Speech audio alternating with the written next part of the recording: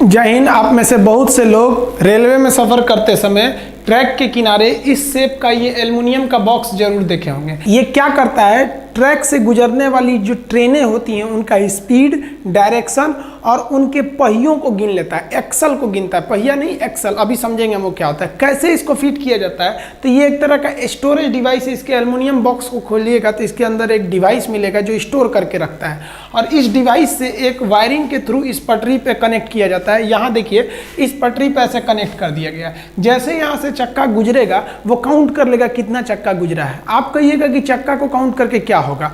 ये जो एल्युमिनियम के एक्सल काउंटर बॉक्स जो बोले जाते हैं इसे, ये हर 4-5 किलोमीटर पे लगाए जाते हैं।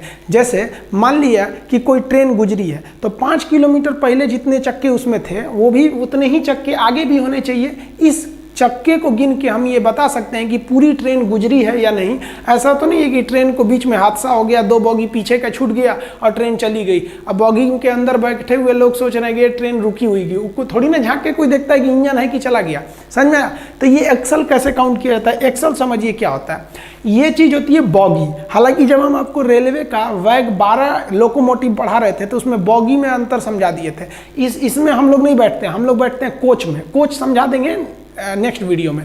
तो ये बॉगी हो गया। एक बॉगी में ना यहाँ पे 4 चक्के दिखते हैं। हालांकि अगर कोको टाइप का बॉगी रहेगा तो उसमें 6 चक्के दिखेंगे। बोबो और कोको ये हम पढ़ा दिए हैं वैग 12 में। तो देखिए ये चक्का हो गया ये। अब ये तो 4 चक्के दिख रहे हैं, तो इन चक्के को जोड़ के कौन रखता है, तो इन्हें जोड़ के रखता है एक्सल।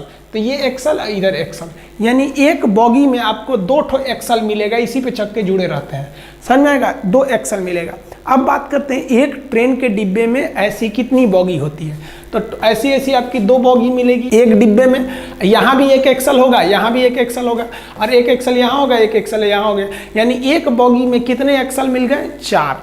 अब सपोज कीजिए कि कोई 10 बॉगी की ट्रेन है तो उसमें कितने आपके एक्सल मिलेंगे? 40 एक्सल मिल जाएंगे अगर 10 बॉगी की ट्रेन है तब। अब जो एल्युमिनियम बॉक्स होता है ये क्या करता है, गिन लेता है। अगर मान लीजिए यहाँ से 10 बॉगी की ट्रेन गई ना तो वो गिन लेगा कि भैया इसमें 40 एक्सल है, और तुरंत अगले 5 किलोमीटर दूर अगले बॉक्स को इन्फॉर्म कर देगा कि जो इधर से गाड़ी गई है ना उसमें हम काउंट किए हैं 40 था।